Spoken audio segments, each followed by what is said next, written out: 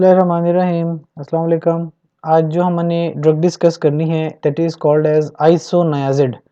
एक generic drug है isoniazid, बहुत ही यूज़फुल ड्रग, क्लिनिकली यूज्ड, ख़ास करके जिन लोगों को टीबी की बीमारी है, ट्यूबरकुलोसिस है, उसमें ये ड्रग इस्तेमाल की जाती है it with combination with other drugs.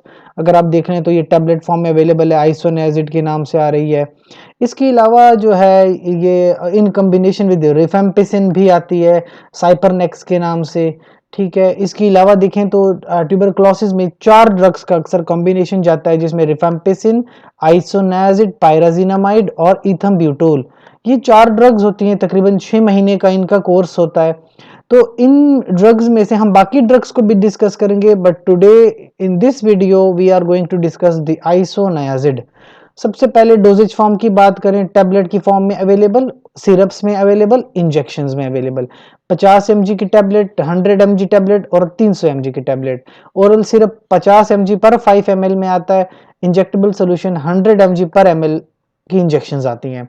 याद रहे कि ये टीबी की बीमारियों में इस्तेमाल होती है। टीबी की बीमारी में तो क्लिनिकल यूजेस या इंडिकेशंस की बात करें, यानी कि ये किस लिए इस्तेमाल की जाती है, तो लेटेंट ट्यूबरकुलोसिस इन्फेक्शन में भी इस्तेमाल की जाती है, एक्यूट ट्यूबरकुलोसिस इन्फेक्शन में भी इस्तेमाल की जाती है। फ़र्क क्या है? एक्टिव जो है, एक्टिव ये है कि एक ड्रग सॉरी एक डिजीज जो एक्टिव है, ट्यूबरकुलोसिस इन्फेक्शन फैल रहा है और मौजूदा वक्त में एक पर्सन को इन्फेक्शन है, तो उस केस में एक्टिव ट्यूबरकुलोसिस डिजीज है, उसे 5 mg पर केजी हम देते हैं, यानी बॉडी वेट के हिसाब से देते हैं, पर ओरल यानी टैबलेट फॉर्म में चाहे दें या इंजेक्टेबल फॉर्म में दें, लेकिन 5 mg पर केजी के हिसाब से देते हैं। और याद रहे कि पर डे के हिसाब से 300 mg मैक्सिमम डोज है, इससे बढ़ानी नहीं होती डोज।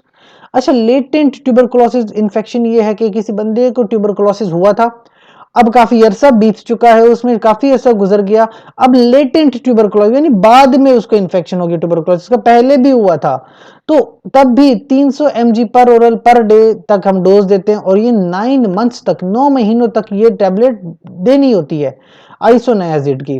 तो ये स्पेसिफिकली ट्यूबरकुलोसिस में इस्तेमाल की जाती है और अकेले नहीं यूज होती, इसके साथ कॉम्बिनेशन में ड्रग्स आती हैं, रिफेम्पिसिन, इथम्ब्यूटोल, पायराज़िनामाइड और उसके साथ आइसोनियाज़िड।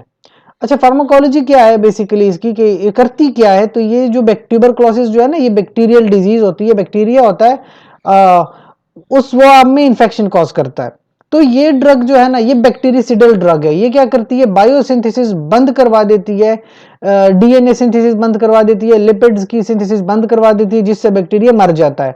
तो जब बैक्टीरिया मर जाता है, that means that is a bactericidal drug. किसी भी माइकोबैक्टीरियम को मारने के लिए ड्रग इस्तेमाल की जाती है। अच्छा, वार्निंग्स में एक बहुत इंपॉर्टेंट चीज़ है, sometime severe sometime fatal hepatitis हो जाता है। इसका एक बहुत बड़ा इशू है हेपेटाइटिस का, कि इस ड्रग की वजह से हेपेटाइटिस हो जाता है। इसी वजह से जिन लोगों को हेपेटिक इंजरी हुई होती है, उनके लिए ये ड्रग इस्तेमाल बिल्कुल नहीं होती। और प्रेगनेंसी में भी विटामिन B6 के साथ इस ड्रग को इस्तेमाल किया जाता है। So that was all about the isoniazid.